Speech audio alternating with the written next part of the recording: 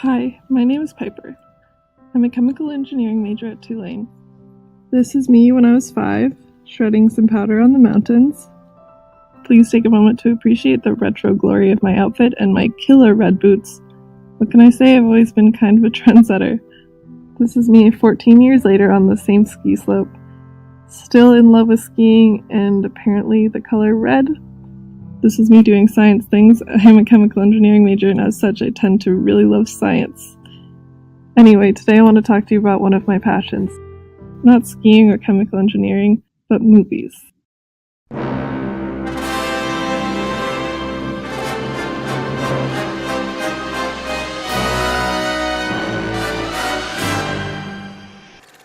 Let me backtrack a bit. The other day I was walking down McAllister when I saw this sign. I thought to myself, easy peasy, we've got Georgia O'Keeffe, Frida Kahlo, and besides some of my female friends who I consider great artists, that was it. So I thought, can I name 5 influential female anythings? Politicians, movie directors. Side note, only 5 women have ever been nominated for Best Director, and this is Kathryn Bigelow, the only woman to ever win. That's kind of beside my point, but I love movie trivia. What about female superheroes? And of course, female scientists. Take a minute to list as many influential female scientists as you can right now.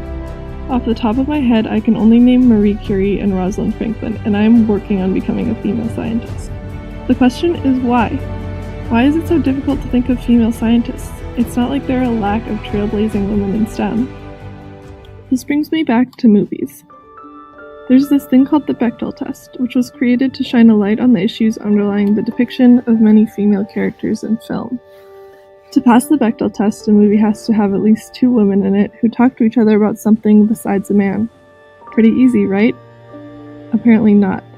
You'd be surprised how many of the highest grossing sci-fi movies don't pass the Bechdel test.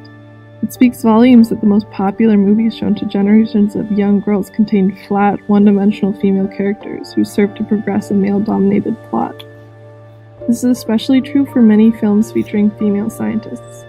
Filmmakers often fall into the trap of creating incomplete or stereotypical caricatures of women in science. A great example is Dr. Grace in Avatar, a distant and cold scientist who exemplifies the characteristics of a male scientist trapped inside a woman's body. Other female scientists are professionally competent but awkward and are missing something in the looks department. They promote this misconception that beauty and intelligence are mutually exclusive. Yet another common trope is the lonely heroine, someone who finds herself unable to achieve emotional fulfillment due to her seemingly unceasing commitment to her work. I want to shift focus to another genre that's been growing in popularity recently, the biopic.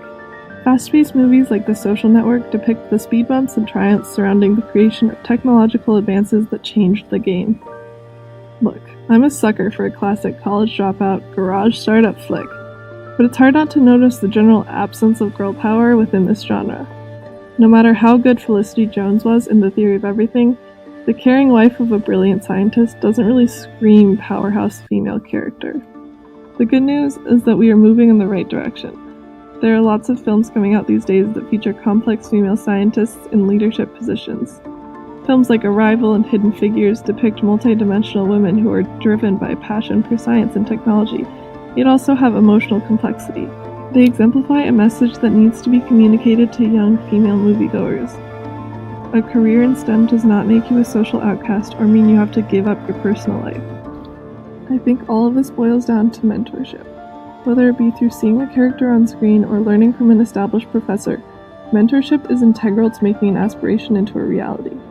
I know that I want to pursue a career in STEM, and I think that this internship will provide invaluable exposure to peers and mentors who have experience in their fields and can share their insights with me.